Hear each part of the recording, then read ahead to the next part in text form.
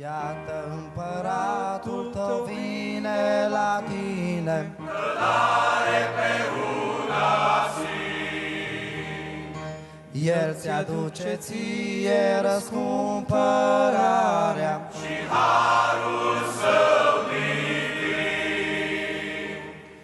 Ierusalime, Ierusalime, Ierusalime, Ierusalime, Ierusalime, Ierusalime. Deschideți porțile, să intre, să intre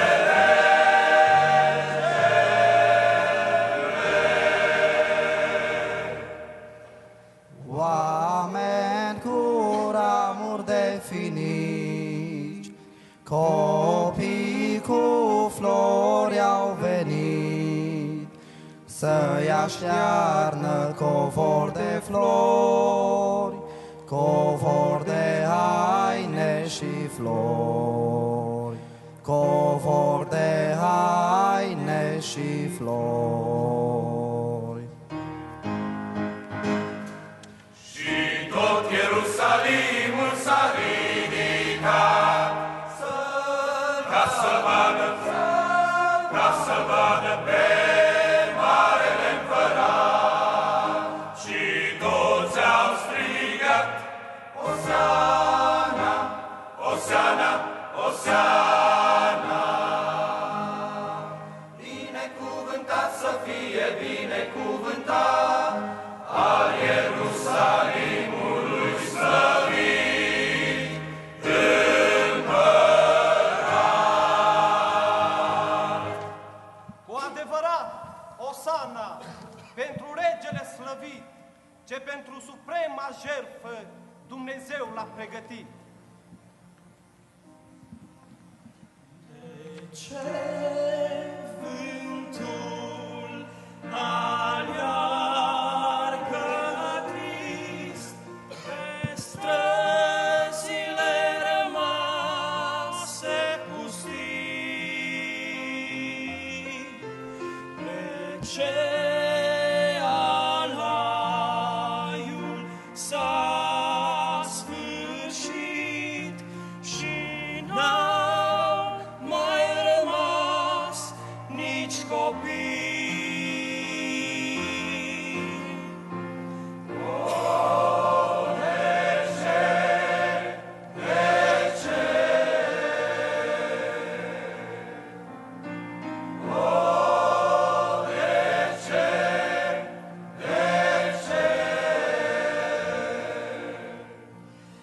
De ce plânge căzut la pământ în lacrimi și grăsnic suspin?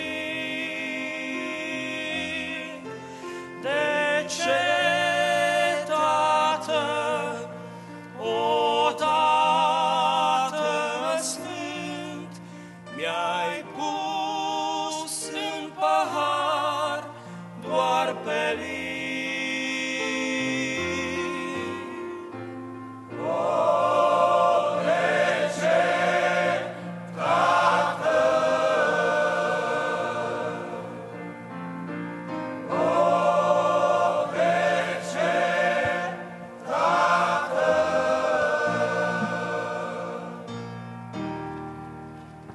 Pentru că El a venit ca să salveze, ca să salveze, ca să salveze omenirea. Dumnezeu l-a părăsit să ne aducă, să ne aducă, să ne aducă izbăvirea. Se lasă înserarea. Ierusalim, cu templul măreț, se ascunde în noapte, dominat de ură, de răzbunare și dispreț. Se aprind făclii, se împart ciomege, în semn de falsă iubire pentru rege, învăluit, arcin necăcios, porniră să-l găsească pe regele Hristos. Coboară din grădină spre Marele Calvar, ființa cea divină ca jertfă pe altar. Veniți tâmplari, veniți dulgheri, o cruce vi se cere. Veniți, lucrați din răsputeri, cu zâmbet, cu plăcere. Iar voi, împletitori de fire, de argint și aur, de vreți să fiți nemuritori, colaborați la un tezaur. Nu vi se cer materii prime, nici cristale, nici rubine, ci doar să aduceți de prin vale câteva crengi, pline cu spini, să le împletiți în formă de cunună, cu spinii îndreptați în jos, să poată să pătrundă bine în fruntea regelui Hristos. Și firul de iarbă și pomii au plâns, și crengile toate atunci s-au strâns, și-au plâns, și-au plâns, și-au plâns. Niciunul n-a vrut să fie cruce, nici ca să înspine o față dulce. Și-au plâns, și-au plâns, și-au plâns. Câmpia, pădurea și florile toate n-au vrut să ofere nimic pentru moarte. Și-au plâns, și-au plâns, și-au plâns. Dar trebuie totuși o cruce, că jertfa pe ea va fi pusă. Să fie împletită cununa și grabnic să fie adusă, că cei ce plecară aseară s-au întors cu o pradă aleasă. S-au întors cu ființa slăvită, ce prinsă și dusă se lasă, legată la mâini și cumplit acuzată de guri însetate de grea judecată.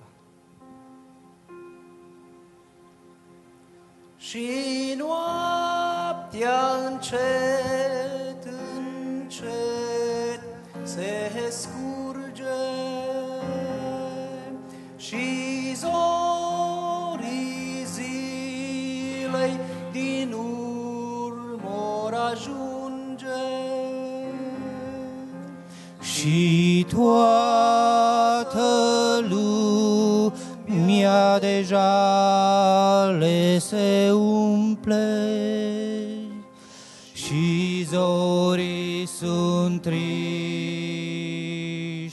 că soarele plânge. Pământul și cerul își îndreaptă privirea spre cel ce aduce lumii mântuirea, spre cel ce poartă poveri de păcate, poverile lumii, poverile toate. Iisus e legat și bătut peste față, cu sânge absorbit acea dimineață, cu sânge astropit chiar și lumea întreagă, ca să o mântuiască, că îi era dragă.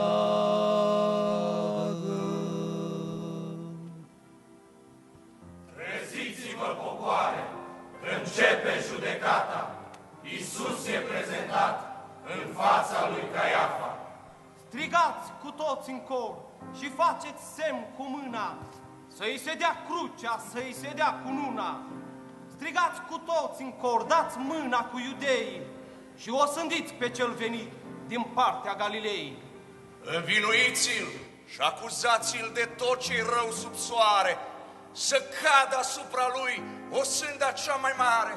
Chinuiți-l, loviți-l, dezlănțuiți-vă urgia, scrâșniți din dinți, batjocoriți-l, smulgeți-i barba, schimonosiți-l și împliniți-vă beția, că așa e scris în carte profeția.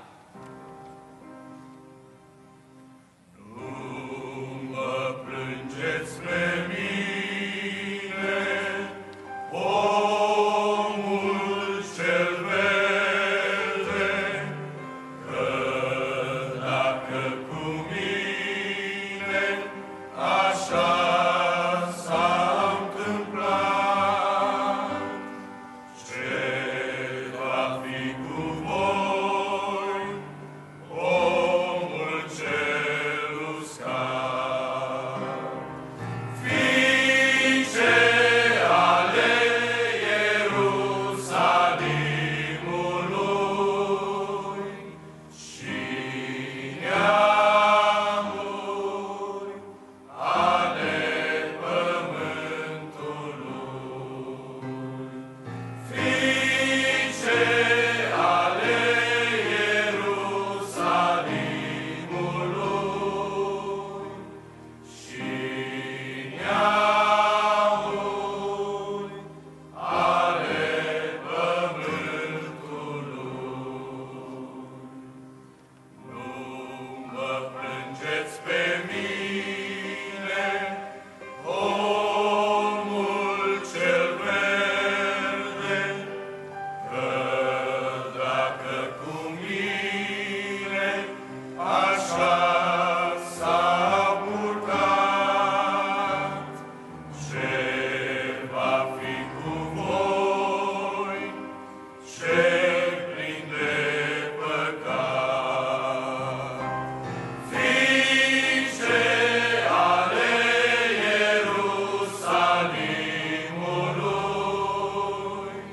și neamuri ale pământului. Fiice ale Ierusalimului și neamuri ale pământului.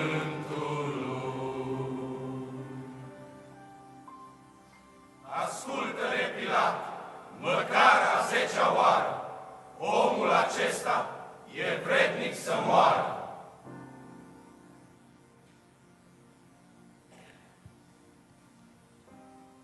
Eu, în omul acesta, nu găsesc nicio vină.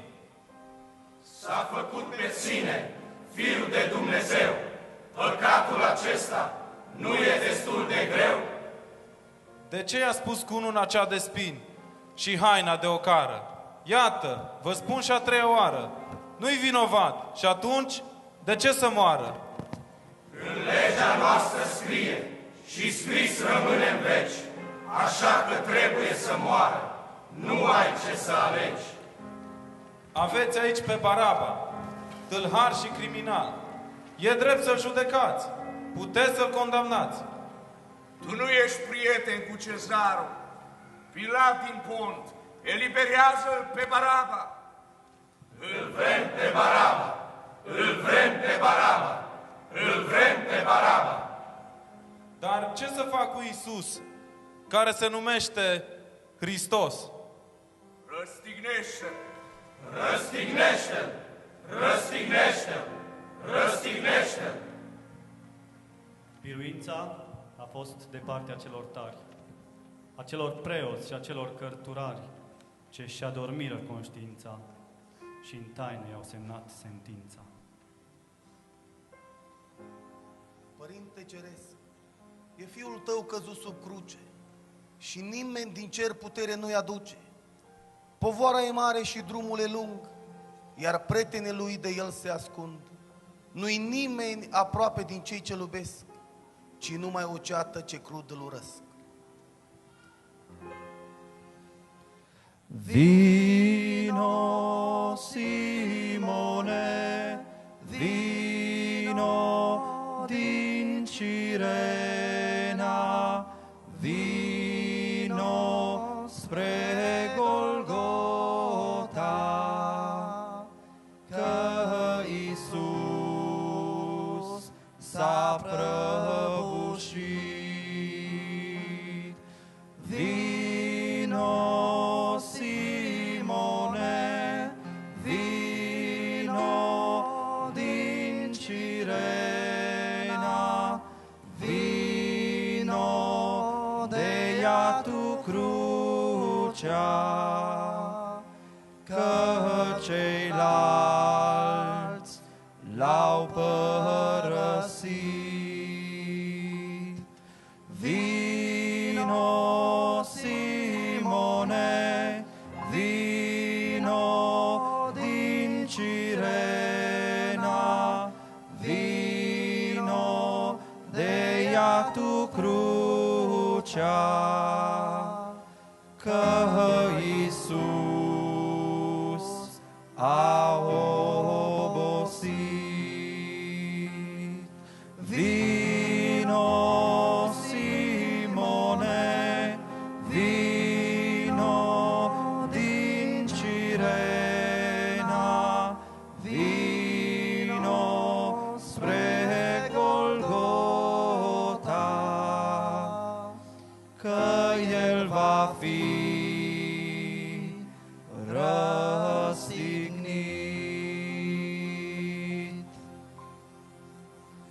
Iată mielul, iată jertfa, iată cuiele și fierul și marele altar, Golgota. Unde sunteți voi care știți să bateți cu ferul? Loviturile voastre vor zgudui tot cerul. Lovind în el, loviți în soare. Și cum intra vor cuiele în picioare, așa muri vor razele de soare. Străpungeți cuiele în palmele slăvite, ca să pornească izvoarele dorite, izvoarele de sânge, căutate de milenii, văzute de profeți în sfintele vedenii. Popoarele vor sânge. Loviți, nu vă uitați că trupul lui se frânge. Ridică sulița ostaș, ridică-o mai sus și fără milă cu putere străpunge coasta lui Iisus. Ca să vedem cum curge dintr-o aceeași rană și apă și sânge. Eli, Eli, lama sabachthani. Iisus, Nazarinianul, regele iudeilor, a fost răstignit. În crâncene dureri și groaznice chinuri, El a murit. Galileanul, cu părul despicat în două, cu fruntea plină de lumină, ca zorii dimineții ce au belșug de rouă, s-a stins. Dulgherul blând din Nazaret, cu părul auriu, curgând în valuri, ca apele curate ieșite dintre dealuri, e mort pe cruce. Priviți, acel ce-a stăpânit al dragostei izvoare, acum îl ține crucea de mâini și de picioare. O jertfă prea curată, o jertfă care iartă, o lume vinovată.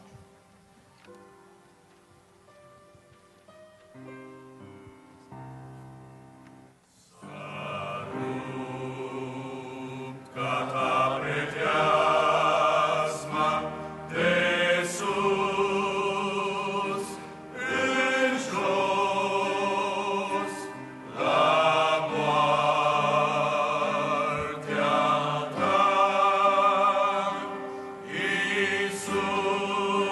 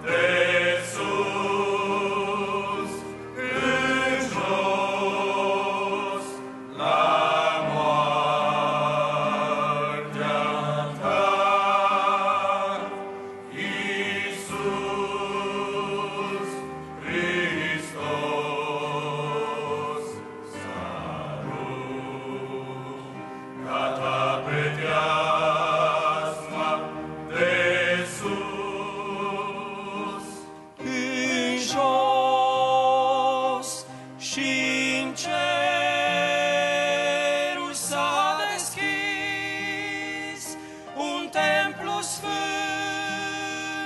și minunat și frumos.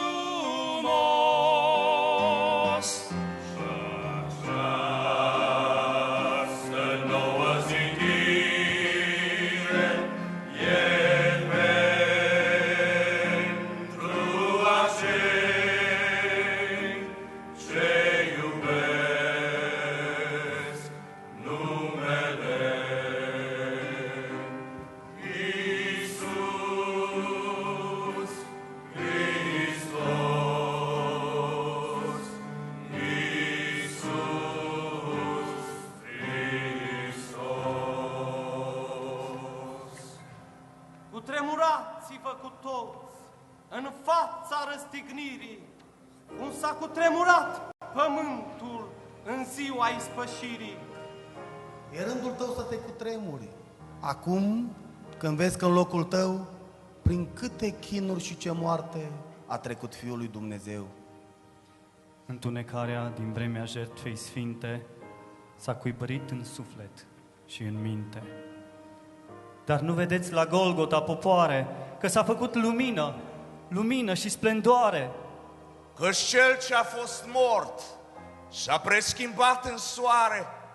De ce mai stați în besna și în trista întunecare? La El găsim lumină, lumină și viață.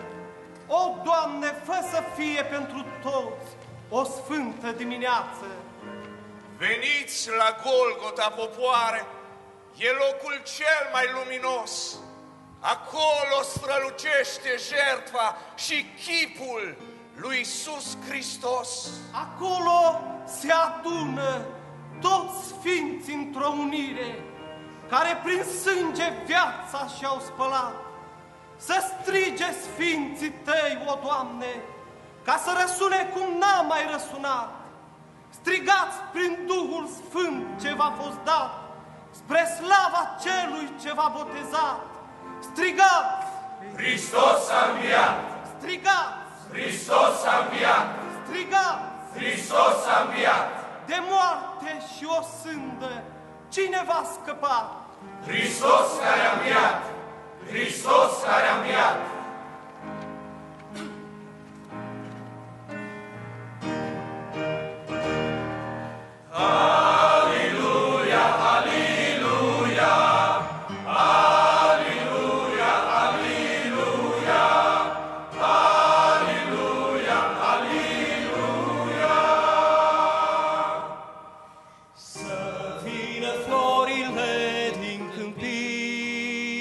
Și pomii cu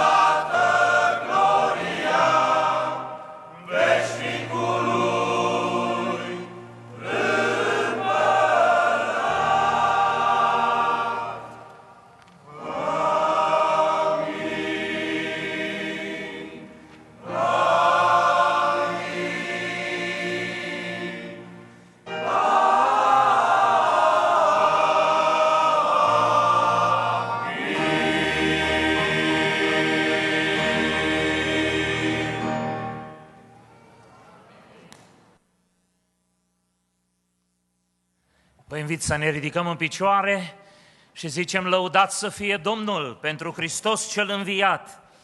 Așa este scris și așa trebuia să pătimească Hristos și să învieze a treia zi dintre cei morți. Și pentru că acest Iisus Hristos înviat și viu în vecii vecilor este în mijlocul nostru, haideți să ne unim glasurile, să-L lăudăm, să-L proslăvim și să cerem ca și pe noi să ne ajute să trăim o viață nouă. Pentru că dacă Hristos a înviat, El a înviat să ne dea și nouă viață, să ne dea mai întâi viață din belșug, viață spirituală și odată în veșnicie, viață veșnică. Ne rugăm cu toții.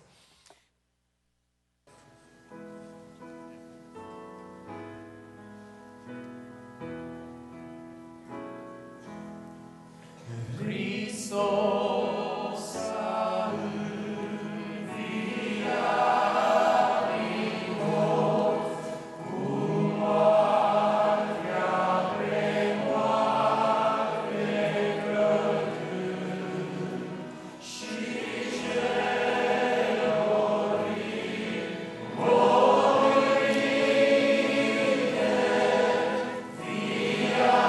viață